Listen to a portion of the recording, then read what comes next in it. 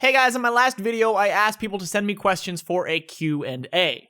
Now, I got hundreds of these, so I'm going to be very selective about these, but if you keep asking them in the comments below for the next one, maybe you'll get a shot, 'cause there's no way I can answer all these. Albino Goblin asks, how was your high school experience? You doing, cat? Meow. Hey, cat. Kitty. High school's interesting. So I moved across the country from Ontario to Alberta for grade 9. So I entered into existing cliques. That was the weird part about it. Everybody had their own friend groups already, and so it was pretty awkward. I kind of became friends with a person, the locker beside me, by necessity. I had some good times there. It's always weird talking about this because, I imagine some of these people might watch these, or so I'm always, it's iffy how specific I should get about how I felt about these situations and stuff, but I had really good friends throughout the entirety of high school, but it changed. I was never, at the beginning, part of the cool kids. Really cool people, really smart people, really talented people. Some unforgettable times I had with them, and still friends to this day. Haven't seen them in forever, but friends to this day, certainly.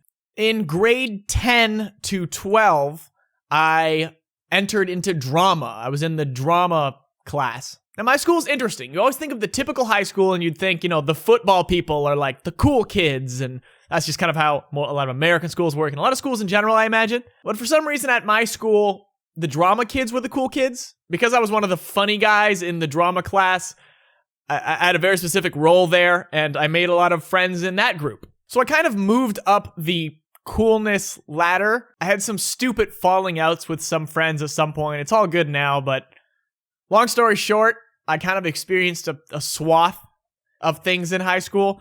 Overall, I liked my high school experience. I learned a lot. It was pretty formative. I think people often dismiss how much of not really, but how adult-like some people can be in high school, especially being forced across the country. It was, I learned a lot. I'm a very different person now, but for social reasons, high school is a pretty important time. Blazing Despair asks, whatever happened to your other cat, Whiskey? Whiskey is my parents' cat. Mia was my sister's cat, but it's now kind of my cat. AZXP asks, do you have a girlfriend? And if not, what celebrity do you want to marry? I mean, I honestly have zero plans of getting married. No, I do not have a girlfriend. I'm batching it up right now. What celebrity would I want to marry? Oh, jeez. My dream girl as of right now would be Haley Bennett. Look her up. Murray Minted asks, what was your first console/gaming device? That would be PC. I started on PC. First console was an N64. Kitarachi asks, what's the best thing as a community we can do to help? It's an interesting one. I can go on forever about what would help. But honestly, just watching my videos, liking, commenting. I not as much on the Ready Up Live channel, admittedly, because sometimes it's pretty bad there. But here I certainly read all my comments on newer videos, that is at least.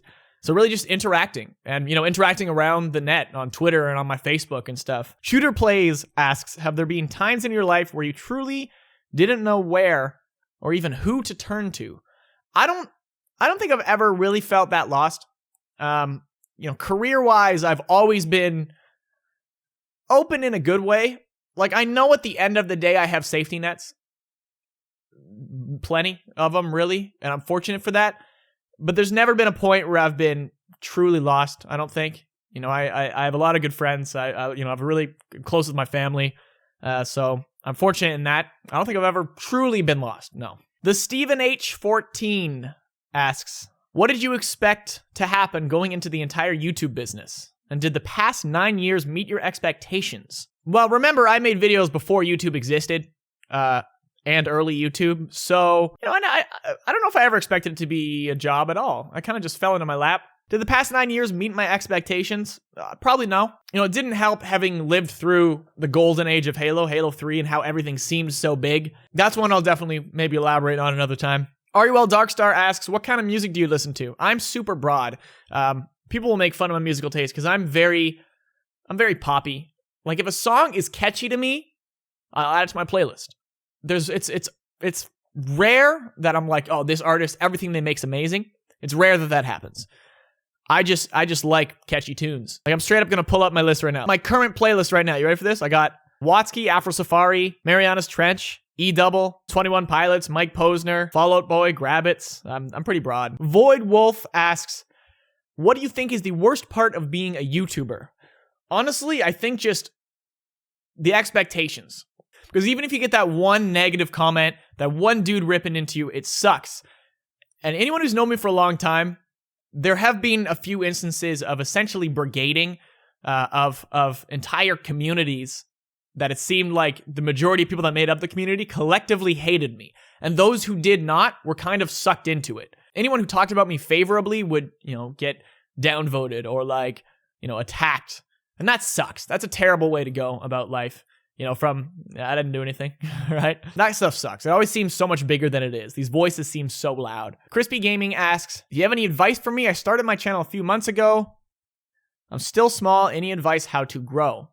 Take notes from YouTubers you like, ones you want to be like, but also ones that are very successful. Take a look at both, because you're not going to be the next PewDiePie. You want to find a niche, find something that makes you happy, that people will also watch. Develop your personal style, but know that there are things that work, and there's a reason that every major YouTuber does those things. Also, social media. Use social media. Advertise there. Don't go on YouTube saying, check out my channel. I don't think anybody has ever made it who started there.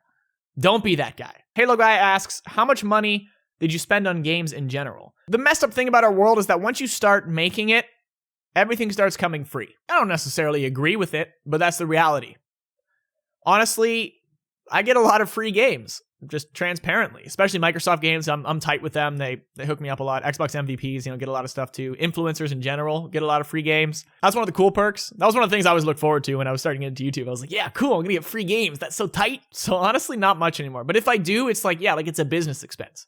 It actually is. LOL Mad asks, do you like penguins? Oh yeah.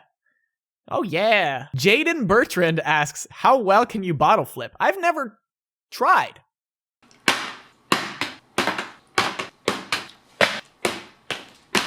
Come on. Hey! Twice! Finn Thanos asks, what games do you plan on playing in the future? Yes. Carlos Manzano asks, how old are you? I'm 24. I know, I look like 14. Lone Wolf asks, Greenskull, are you going to sell merchandise with your cat on it? Maybe. By the way, if you're interested in any kind of Ready Up Live merch and stuff, there's a Design by Human store. Links in the description. White Ink asks, have you ever played any games from the Metroid series? Yes. Not a ton. One I did I like some of the Game Boy Advanced ones.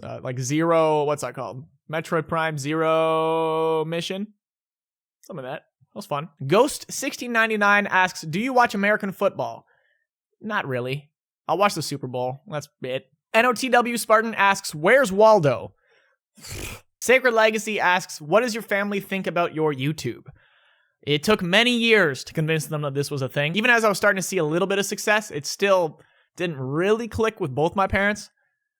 It was actually only recently that I think they finally came around to being like, just let him do what he does. I mean, they fully support me though, otherwise. Tristan Gordon asks, how do you like your area? What is it like? I live right smack dab in downtown Toronto, and it's awesome. It's very modern. It's very hip.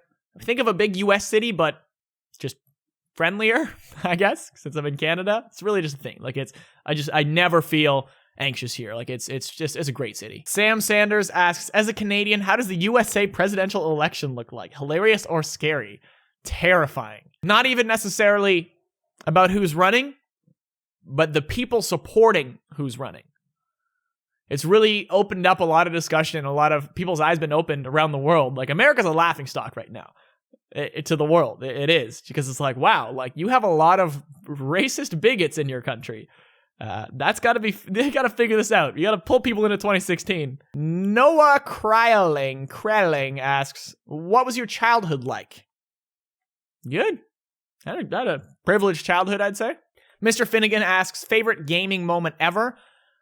I usually default to two, one of which is the helicopter scene in Saints Row 3, where you jump out of a chopper to the tune of Kanye West Power, and you shoot up a rooftop. It's just such a baller moment. I love Saints Row. Another one would be when you burn the marijuana fields to Skrillex in Far Cry 3. It's pretty tight. Sergeant Waffle Cop asks, how did you meet the other mainstreamers? I met Jeff in university. He was in like all my classes. And War Dog, I knew kind of through friend of a friend. He was in our extended circle who always go to PAX together. When we go to PAX Prime and such, it's just a huge crew, and he was just part of it. Boris asks, what hockey team do you support? Like, honestly, I'm so not a sports guy. I don't watch any sports. I just support like where I've lived. So Calgary Flames and Toronto Maple Leafs, because I've lived those places. This is a good question. Steve Jobs. Oh, hey, Steve Jobs. Steve Jobs asks, would you prefer squid-flavored bread or bread-flavored squid? Probably bread-flavored squid. Bread-flavored squid. That's hard to say. Because I imagine the taste of... I don't like seafood at all. Any seafood. So I'd rather... If it tasted good, I don't really care where it comes from, necessarily. If it tastes good. So bread-flavored squid. Joseph Vivilecchia asked... essentially asks, will you play Destiny and stream Destiny? Year 1 of Destiny I was into, and then I dropped off. Like, it was... Honestly, my gaming life has been enriched since dropping Destiny. No, I love Bungie, I love the guys there, and I like aspects of the game, but it was just taking up too much of my time. And if I took a break, all my friends would get higher levels and play without me, and they didn't want to play with me anymore. And I was like, I just can't keep up with this. It's a typical MMO fashion. If you don't keep up, you're out. And I'd rather play a wider swath of games than focus on one. Jolly Wolfout asks, do you like the McDonald's breakfast? So here's fun fact about me. I don't like egg. I've tried I still don't like egg. I mean, I like egg in things, kind of. Like a lot of things are made of egg. But like just straight up egg in any fashion, it doesn't work for me. So when I have breakfast sandwiches, it's always just like cheese and meat. That's a fun fact. And I love my hash browns. Cameron McCauley asks, how about the lady friends? Got any? I got lady friends. James Tamplin asks, best game experience of 2016? Jeez, I don't even know. I can't even answer that one. I got nothing for you there. I've played so much. I don't think anything specifically stands out. There's been a lot of good games. Ninja Smurf says, clean your room. It triggers me. Is this clean enough for you? Just around the corner, it's a mess. You just can't tell. The Chesapeake Ripper asks, have you ever thought of doing a podcast? Yeah, actually I did in the past. I did a podcast a long time ago. I think it still exists if you look hard enough. And I have like a super high-pitched voice. We did a Red Up Live podcast for a while. I don't know. I feel like it's something that eventually I'll probably do again. But like right now, it's just not in the cards anytime soon. I don't think.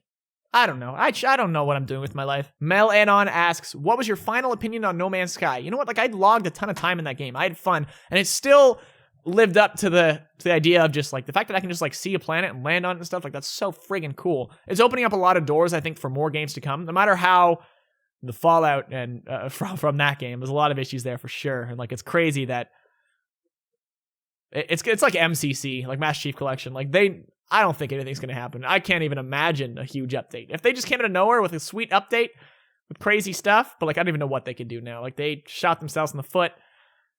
It's a whole thing. But like I did have fun with it. I honestly did. Like that's not a lie. I'm going to do one more. Will Alstrom asks, do you regret making YouTube as a career choice? No. Mia, you are going crazy. What are you doing? I don't know what Mia's going nuts. No, I do not regret YouTube. I can't imagine another job.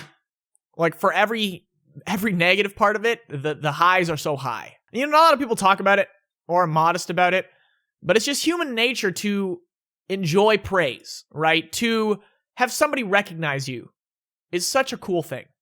Like there's an extent, like I wouldn't want to be super famous by any means. I don't think that I would ever want to reach that point. I just want people to realize that I'm just a person, right? Like I post videos on the internet. That's what I always say. Whenever someone's like a hater, just I want to hear your thoughts on why you feel that way about me. Like I would just love to sit down, have a beer with that person, and hear them out. And if they still don't like me, well, that's on them. But like I'm a pretty open person. I will hear people out, and like I debate. I don't necessarily argue. Like I love just having a good debate.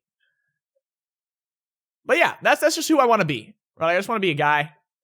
And that's something that I love about YouTube is that there are, I do have followers and, fans or people that'll meet in person who are always like, yeah, like you're like I can just hang out with and just like have a beer with or things like that, right? Like it's I can answer this question really long. I can a really long answer to that question. But I love my job.